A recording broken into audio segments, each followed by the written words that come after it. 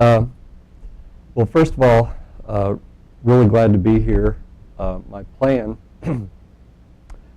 was to come here as a learner, and thanks to Sid and others, they said, no, we really want you to talk about pasture stuff. And so my whole career has been east of Mississippi, and so that's where I come from. And unfortunately, I know very little about range, and so I won't be talking much about that. I can spell it, but not a whole lot. So, and Sid had told me, talking about conservation practices and also conservation planning. So I don't know, somebody keep track of the time, don't let me go too far. So, okay, well, and when these people get hungry, they'll let me know. So another thing I wanted to just mention is that I asked Sid about, you know, what kind of levels of people are we going to have here? And he said all kinds. So kind of shoot the middle. Don't go real high. And I said, well, you don't have to worry about me going very high.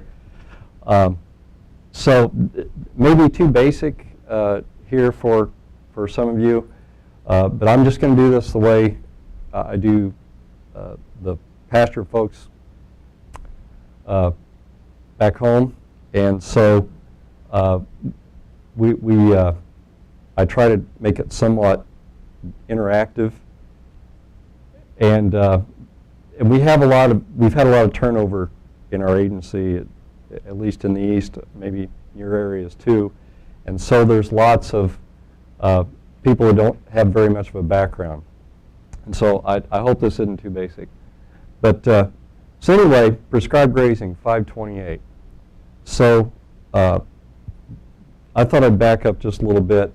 And some of you, this is, maybe you're way above this, so it doesn't bother me if you sleep. I've had people sleep before while I've been presenting, and but just don't snore, because then that's disruptive. So 528, why do we have 528? Why do we have a practice called prescribed grazing? Maybe we shouldn't in NRCS. It's the whole goal. What do you mean by that?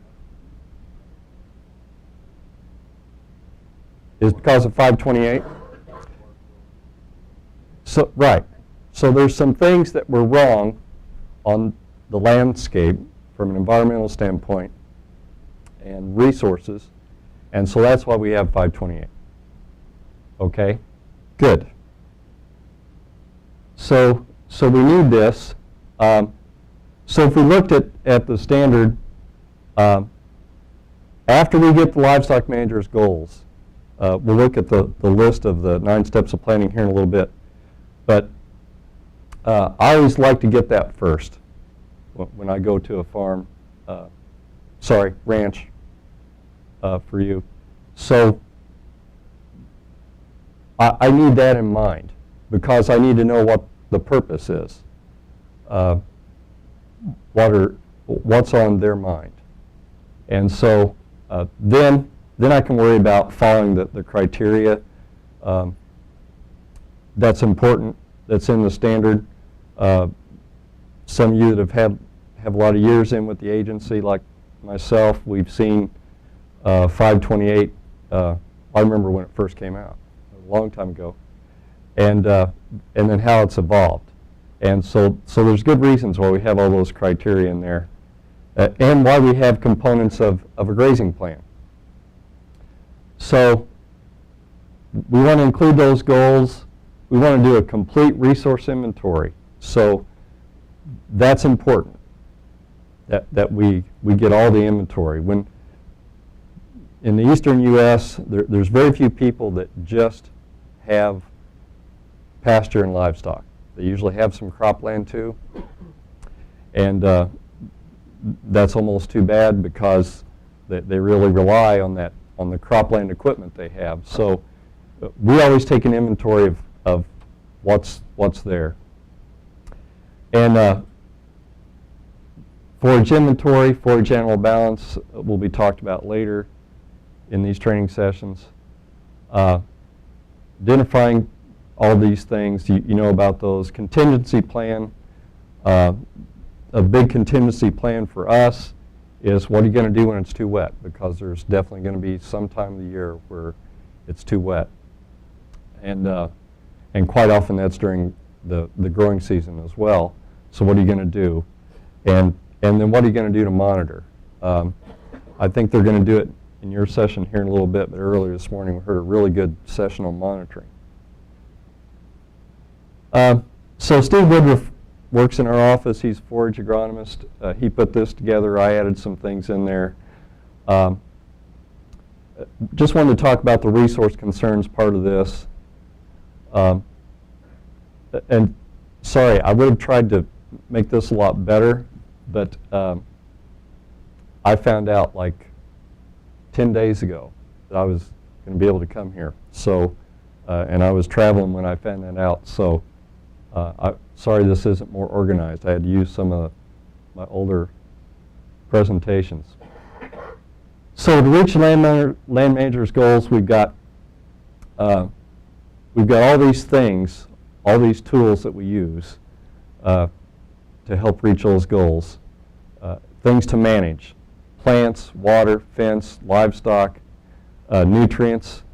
And then I did something that Sid didn't want us to do, so I used codes because I didn't have room to write everything up here. And so, so we've got fence, 590 standard, nutrient management. We've got watering facilities, ponds. Still use a lot of ponds used in the east. So anyway, I just put some of the things up there that we typically use. You know, Sid talked about 550 brush management, herbaceous weed control, prescribed burning. Lots of good tools that we can use, conservation practices. But we need to remember that the goal is we're trying to, yes, protect the resources, make sure it's done in a sustainable way, but also meeting those goals of the producer. So I'm probably going to skip this. How many of you are old enough to remember watching Green Acres? Okay, well, a few. No, I had a clip. So those of you that watched it, you remember Hank Kimball? Hank reminds me a lot of an NRCS employee, actually, in some situations. So maybe at the end we'll play that. So we have the 9 steps of conservation planning, right? And so these are the things we do when we're going to do planning. And a lot of people, you know, take these as these are really important things that we have to do. And by the way, that's not a picture of Moses. It's just Charlton Heston playing Moses. Okay, make sure you keep that straight. So these 9 steps. Anybody know how the 9 steps were developed? So what they started out doing was it wasn't done at headquarters or at a tech center somewhere.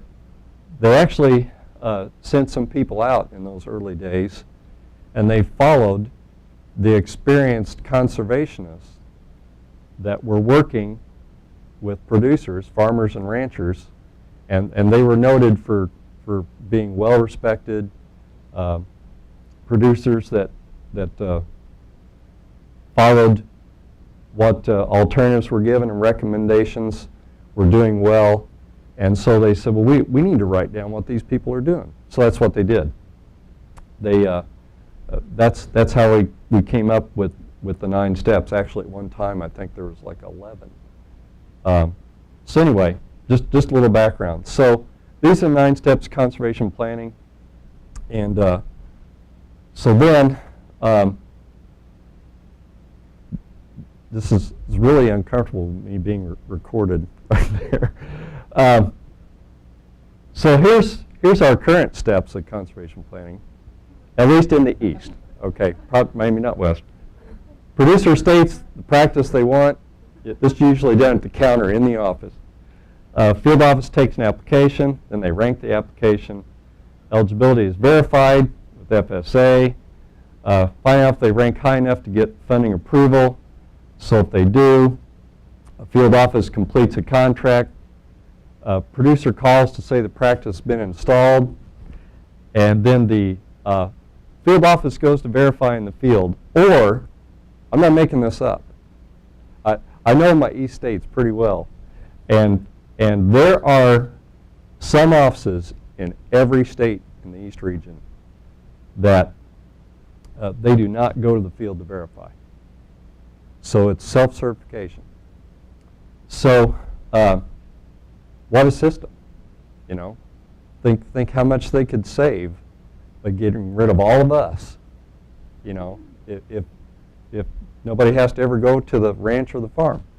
So then payments made, then a plan is developed in Toolkit. So they just kind of do something in background, but they don't put it in Toolkit until this is done. I didn't try to figure this out, or Steve did, to be funny. This is really, you know, our observations. So we've got some really big things going wrong, right? And what's choosing my words right here. So is this the field office staff's fault? No. This is a symptom, right, of a big cause. So the big cause is I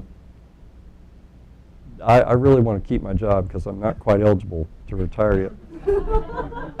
So the big cause is the goal is to obligate dollars, right? And because, if you didn't hear this morning, so you already know, so the pressure's on the state conservationists that because they get a percentage of their salary money for their staff, comes from dollars obligated in EQIP, okay? So if I'm going to pay my staff, I have to get so many dollars obligated. So that's the tough spot they're in. So obviously, I mean, it's great that they don't want to have to furlough anybody off, you know. But in doing that's passed right down the line into area conservationists, or whatever you call them in that state, all the way down to the field office. And so there's this tremendous pressure to obligate dollars. And so the unfortunate thing is, and I could tell you of a couple examples of some states that said, you know, we're not writing good plans. We're not helping producers understand what these practices are. And I really hate that I missed Shane's presentation, because I bet it was really good. So much so of working with producers for a long time, and a lot of you know this, that we think we know what we want. They think they know what they want, but maybe they don't. Maybe they don't have enough information to know what they want. And so it takes a while to ask those questions. And the ability to read a landowner. You know, when I first started, it was almost 3% of the population was directly involved in agriculture. Well, now that's getting very close to 1%. It's 1.3 or something like that. And so we've got this shrinking amount, right, of people that we're working with. And so, but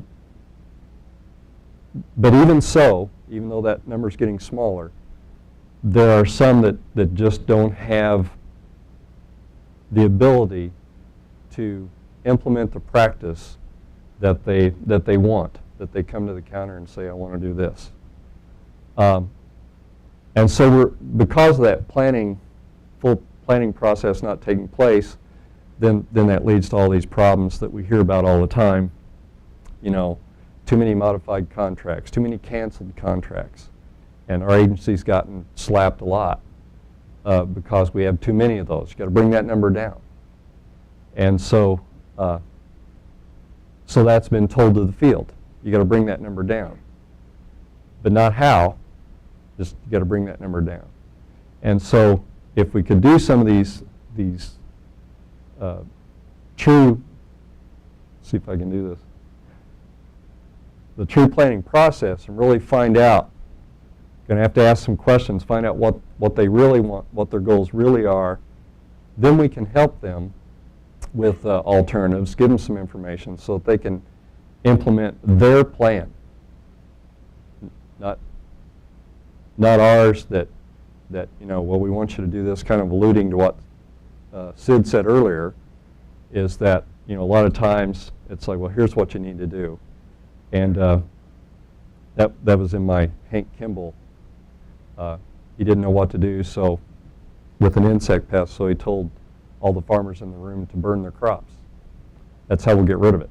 And so we don't want to be suggesting they do something drastic that may just set them up for failure. So anyway, it's really important that we be able to plan so we can get to the root of what we're trying to do. So our goal is to manage pasture plants and soil in the most sustainable manner given the land manager's objectives. That's kind of Steve and I's own words. Inventorying resources is really important for that. After we see what the resource concerns are that we see out there and determine the objectives, and obviously this takes physically being at the farm to do that. So we look at the soils, fertility and yield. We try to get information from the pasture. We try to get realistic yield data. Some states have forage suitability groups developed that they'll use. Soil survey, the county just north of the East NTSC is just getting their first soil survey ever completed. So there are a few counties in the East that are just getting that done. And are there any soil scientists in the room? Okay. So I'm told in the East that those were mapped at a higher order, is that the right word, than a lot of the West. And so for a recent soil survey, if you can get the information from that, which includes what hay yields are for grass, alfalfa, et cetera, then you can get some good information from that. Producer knowledge, you know, that's a big one. Again, got to be able to read the landowner so that see how accurate that is. And you get all this, and then that's a starting point for doing the planning process. So in the East, I'll show you some data here in a second. We've got a lot of overgrazed pastures and overused feeding areas. So we have livestock production limitations, soil quality degradation, water quality degradation. Show you some of that. Degraded plant condition, insufficient water, and soil erosion. You know, you think about 40, 50, 60 inches of rainfall on a pasture, and these are perennial plants. So when I first became a state grazing specialist, I had a couple of agronomists come up to me in RCS and say, well, Kevin, you know, why are we worried about pasture? There's no erosion on pasture. And I said, well, I don't know. I think I've seen some. And so as the years have gone by, it's amazing how much erosion takes place. In high rainfall areas, that just means you're even more susceptible to when those things would take place. So some more things here. We're getting low on time. Okay, here's some shots. So we got a stream, a lane to water. Actually sampled this and sent it to the land-grant university. So we got 400 pounds phosphorus there, 1,100 pounds of nitrogen in that location. So this was NRCS designed. Okay. So obviously the landowner didn't understand what they were supposed to be doing with these things, with this practice. Another example of that, just showing you that we got a lot of this kind of stuff going on. I'm skipping these. There's a lot of runoff and compaction on overgrazed areas. That's the basic message of that.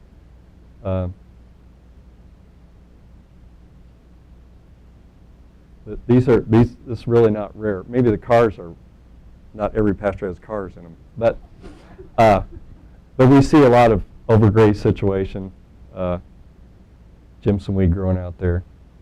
So a lot of bad things we know can happen from these feeding areas not being set up right. Loss of gain on the cattle, how hard it is to them to be in that deep mud. So then usually I show pictures and I ask people what are the resource concerns. But we don't have time for that. So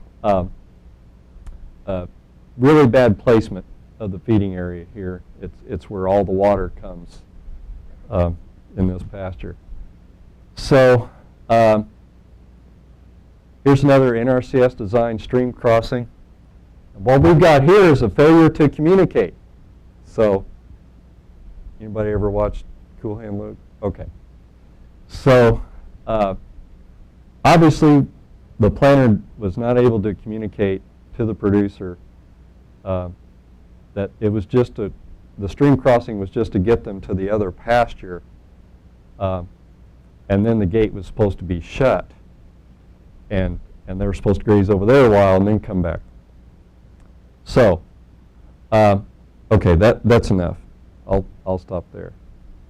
So it's really important in our conservation planning, I'm sure in your area as it is in the East, that we really be able to communicate as planners about those conservation practices, and everything, as you said, it's about 528, it's really a management practice.